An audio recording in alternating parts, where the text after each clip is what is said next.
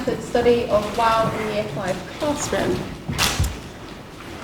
So I feel like the talks so far have really set the scene for my piece of work, which has been really nice. I'll just give a little brief overview.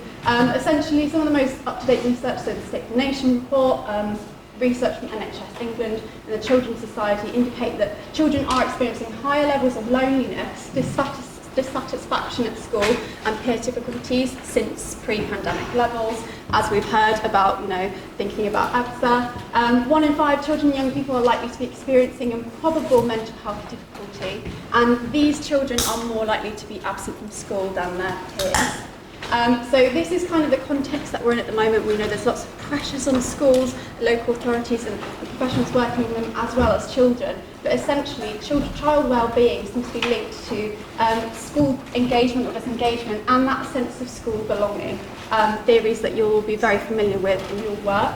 And the current research indicates that children are feeling less connected to their peers and school settings. So I guess that's kind of the research problem for me. And my research looked at, okay, so now what can we do? What's our role within schools to support fostering that sense of school belonging and student engagement? So here's just a little brief definition of what I mean by student engagement. It's a multi-dimensional construct. It's made of interrelated factors.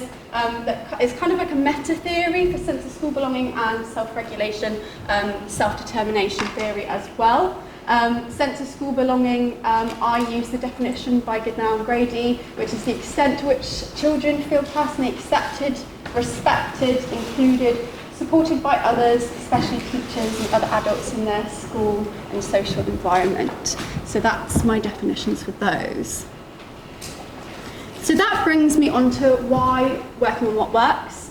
So I looked at research into relational interventions, and one meta-analysis in particular looked at relational interventions with only positive effect sizes, and they kind of drew out the skills that were used in those interventions. So they all use elements of praise, coaching psychology, validating emotions, objective observations to shift the teacher perspective about what was going on in their class, reflective listening, reflective discussions with students, and most importantly, lots of child-led activities. As we've heard, that is kind of foundational. So that brings me on to WOW. So working on what works, it is a 10-week solution-focused positive psychology intervention. It seeks to improve classroom. I've got behaviour, I've used it, it's what's used in the kind of rule book, but we know that can, it's a tentative term. Through strengthening peer relationships and student-teacher relationships. It's unique in that it's a whole class approach. So we know about other relational interventions such as nurture, ELSA groups or individual work. This is really great because it's really inclusive at that whole class level. So children are not being removed based on their needs. Everyone benefits. Previous research on WOW has indicated that it may improve student listening, areas of attention, it might improve the student-teacher relationship, peer relationships, class-teacher confidence, and also reduce school absences. So there's not a lot of studies on WOW. Very interestingly, most of them have been published by educational psychologists or trainees. So it's actually really only known within our sphere, but it's a really unique intervention. So the research problem for me was WOW appeared to improve areas of student engagement, like I've just said, the attention, the listening skills, those peer relationships, yet no previous papers have explicitly tried to measure possible changes in these areas. They were just much more, this is exploratory as well, but just that's kind of step below. No previous studies have interviewed student participants individually or used validated questionnaires to explore the impact of WOW. It's not been included in any meta-analysis or systematic reviews of these interventions. Might be due to research quality, but also because I don't think it's known about. So getting the message out there. So my research aims, research question 1 was how have participants experienced WOW, what they felt worked and what could be improved. Does WOW lead to improvements in student engagement, and does WOW lead to changes in psychological school belonging, specifically feelings towards school and school-based relationships? So my methods, I used a mixed methods case study approach. It was a class of 35 students, I conducted the intervention with support by an assistant psychologist who had also been trained in WOW. Used quantitative methods, sorry, get my mouth around that word, student surveys using the Sense of School Belonging questionnaire from the Progress in International Literacy Study, non-reference questionnaire, and then the Psychological School Membership Scale. It's really widely used in research, not non-referenced. Some construct validity issues there, but that one's more in depth, so I wanted to use both to kind of cross-reference each other. I newly adapted a systematic observation systematic observation framework using some of Blatchford's research and adapting it for what I was looking at. And I collected attendance data from week 0 and week 11, conducted 11 student interviews, 1 class teacher interview, semi-structured. Interestingly, I selected outliers, so children that had pre-existing low sense of school belonging scores and high. I wanted to see the experiences of those who might not typically need the intervention and those who might be selected for interventions where they're pulled out of class.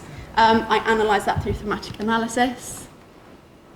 So these are my research findings from the semi-structured interviews.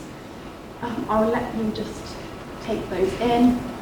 But as you can see, improved areas of self-esteem and engagement, self-efficacy and confidence, particularly academic self-efficacy, improved peer and teacher relationships, student empowerment and autonomy as being a drivers for some of those changes. Interestingly, some apprehension in the initial stages, and I'll go more into that. So these need to be understood alongside my quantitative data. So my PSSM, Psychological School Membership Scale, scores significantly higher at the end of WOW. That was the more in-depth questionnaire. The 5-question sense of school belonging scale was not significantly different. Overall, on-task behaviours significantly increased post-WOW, and off-task behaviours significantly decreased. So that was kind of supporting what the students and participants were telling me. Same as the PSSM scales, that was supporting what they were telling me in terms of that improvement in school-based relationships. So this is really positive. Attendance data did not show significant differences, but the person that was attending only at 25% at the start was then in 70% of the time. So that's quite a big jump for that persistent non-attender. And the teacher spent significantly more time teaching post-WOW. Not many differences in other areas, but this was kind of consistent with what the children were telling me about their teacher. They said she was quite a consistent person. This was a case study. That was one of the strengths that this teacher brought to this process, her consistency in her approach. So, conclusions. They felt apprehensive at the start, but they really valued the opportunity to hear positive feedback for all members of the class. That included the class teacher. So WOW is it's basically observation of the class, 40 minutes, and then you give really targeted, specific praise for everyone in the class, starting with the class teacher, and then kind of telling them what processes that you saw that they were doing. So that showed me really good listening skills, for instance. Active participation, identified as a facilitator. They felt that their listening and attention had improved. Again, their academic self-efficacy they felt had improved as well, which was supported by that quantitative data. And as I've said, I've mentioned about the questionnaire data already. So the implications of this study, WOW might improve student and teacher perceptions of school-based relationships and student engagement for students with both previously a low sense of school belonging and a high sense of school belonging. So actually this was seen in all students, not just those with a high belonging. I was assuming that actually maybe we wouldn't see the effect so much for those that had the low sense of school belonging data, but actually they really reported maybe a little bit more so than the high belonging students that they felt increased academic self-efficacy. Interestingly, the low belonging students were less likely to attribute the success of WOW to themselves. They were really comfortable doing it for the rest of the class, saying my classmates helped the discussion, but they were less able to do that for themselves. High sense of school belonging students as well were uncomfortable doing that, but were able to name it. So that suggested to me that WOW needed adapting to improve some that sort of positive self-talk, as they were really confident in doing it in each other, but not in themselves. So for me, if I'm going to run that again, I'd probably change that to kind of facilitate that sort of attribution style, that locus of control that's really essential for self-esteem. Also reducing the apprehension at the start. I was observing, I was an unfamiliar adult, and the research sort of suggests that teachers find this quite an anxiety-inducing experience. So we thought together with the class teacher, and it kind of mentioned things like modelling what the process looked like before starting, maybe a bit more gradual at the start. So those are really great kind of working things to improve on moving forward.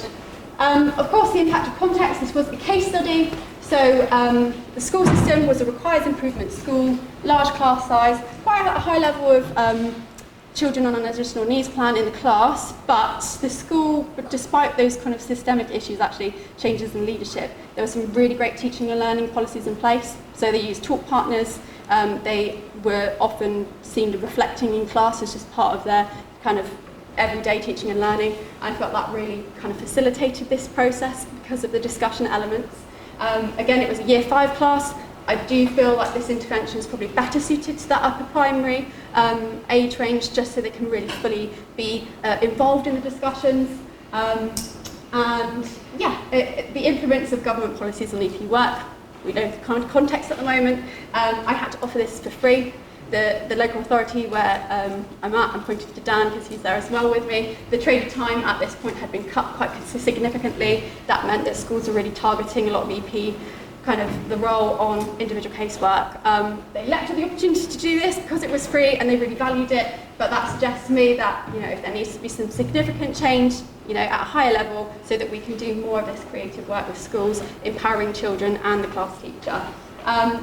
There were some construct validity issues potentially with the sense of school belonging questionnaires. You know, how do you measure that quantitatively? It's, you know, a very broad concept. And these are scales that are used in a lot of research. That was quite interesting. Okay, so I've kind of spoke a little bit about my strengths and limitations. The case study design is both a strength and a limitation. In my thesis, I have sort of outlined some of the strengths and some of the pressures using Bronf and Brenner, of course. So anyone that reads it can then go to their setting and think, I might want to use WOW, but are those things in place? Is it going to be appropriate for this setting? What else do I need? I tried to minimise my bias within my research by interviewing the participants blind, so I didn't know the sense of school belonging status when I was interviewing them or coding the data, and then I went back and recoded, or at least recoding is not the right word, but I looked at the representation of codes based on those groups. I will let you read the rest because I'm out of time, but thank you so much for listening.